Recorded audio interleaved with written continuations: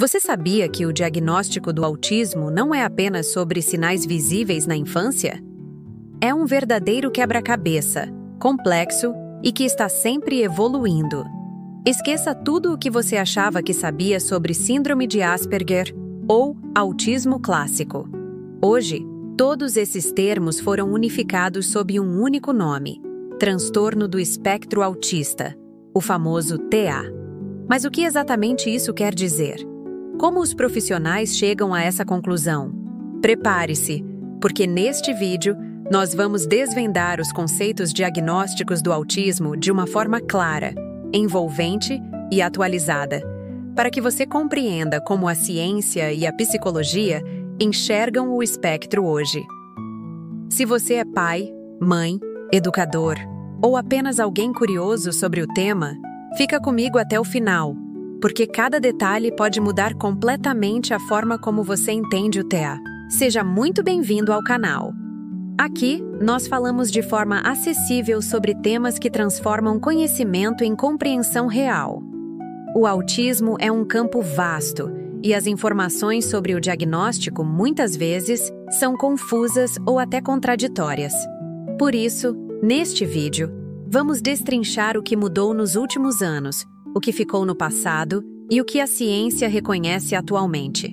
A ideia é que, ao final, você consiga entender como é feita uma avaliação diagnóstica e quais são os critérios que determinam o TA. Então, já aproveita e deixa o seu like, porque o vídeo de hoje vai te fazer enxergar o autismo de um jeito completamente novo. Para entender o diagnóstico atual, a gente precisa dar alguns passos para trás.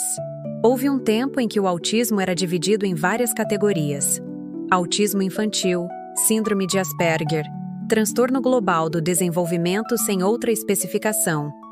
Parecia um verdadeiro labirinto. Cada uma dessas classificações tentava representar um tipo diferente de pessoa dentro do espectro, mas, na prática, havia muitas sobreposições e confusão. A grande virada aconteceu em 2013, quando o DSM-5, que é o manual diagnóstico usado por profissionais de saúde mental, decidiu unir tudo em uma só definição: transtorno do espectro autista. Pouco depois, a CID-11, que é a classificação da Organização Mundial da Saúde, fez o mesmo. Com essa mudança, o autismo passou a ser visto não como tipos separados, mas como um espectro contínuo de características. Imagine uma paleta de cores. Todas as cores fazem parte do mesmo arco-íris, mas cada uma tem uma tonalidade única, uma intensidade própria. É exatamente assim com o TA. Essa abordagem reconhece a diversidade e a individualidade de cada pessoa. Agora que entendemos essa revolução no diagnóstico, vamos aos critérios atuais. Segundo o DSM-5, o diagnóstico do TA se baseia em dois grandes pilares. O primeiro são os déficits persistentes na comunicação social e na interação em múltiplos contextos.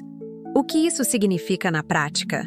Inclui dificuldades em compreender as emoções dos outros, responder adequadamente a interações sociais e usar expressões faciais, gestos e contato visual de maneira natural. Além disso, pode haver desafios em construir e manter relacionamentos, entender regras sociais que não são ditas claramente e se adaptar a diferentes situações sociais. O segundo pilar envolve os padrões restritos e repetitivos de comportamento, interesses ou atividades.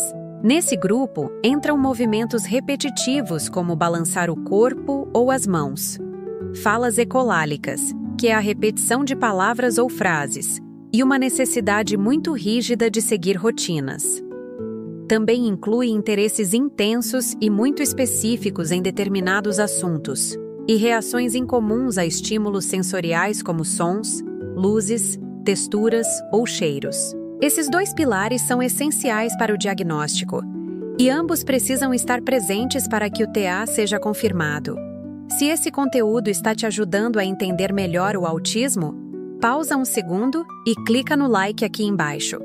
Assim, o YouTube entende que este vídeo é importante e o mostra para mais pessoas. E se você ainda não é inscrito, inscreva-se agora, porque toda semana tem vídeo novo sobre temas que realmente fazem a diferença na vida de quem busca informação de qualidade. Voltando ao nosso conteúdo, o diagnóstico não se limita apenas a identificar esses critérios. Ele também considera os níveis de suporte que cada pessoa precisa.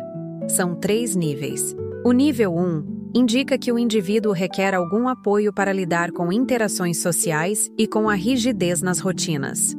O nível 2 significa que o suporte precisa ser substancial, pois as dificuldades na comunicação e nos comportamentos são mais evidentes e podem interferir no dia a dia.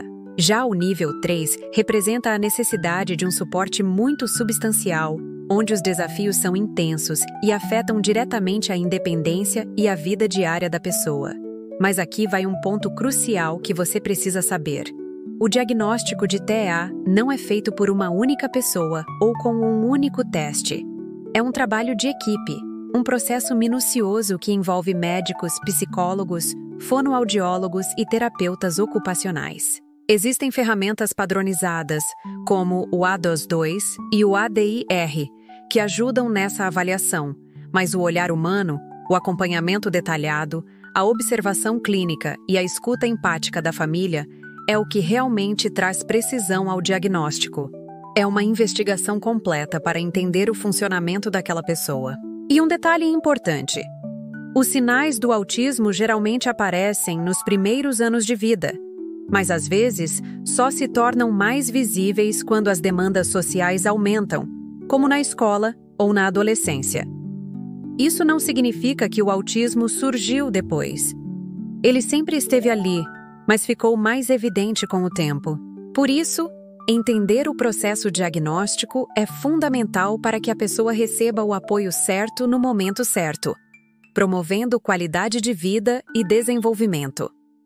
Em resumo, o autismo deixou de ser um conjunto de diagnósticos separados para se tornar um espectro que engloba todas as manifestações possíveis. O diagnóstico é feito com base em 2 pilares principais: desafios na comunicação social e padrões de comportamento repetitivos, e é classificado de acordo com o nível de suporte que a pessoa precisa.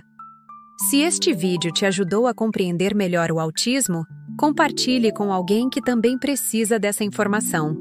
Lembre-se, o conhecimento é uma das formas mais poderosas de promover a inclusão e combater o preconceito. Deixe aqui nos comentários qual conceito mais te surpreendeu hoje.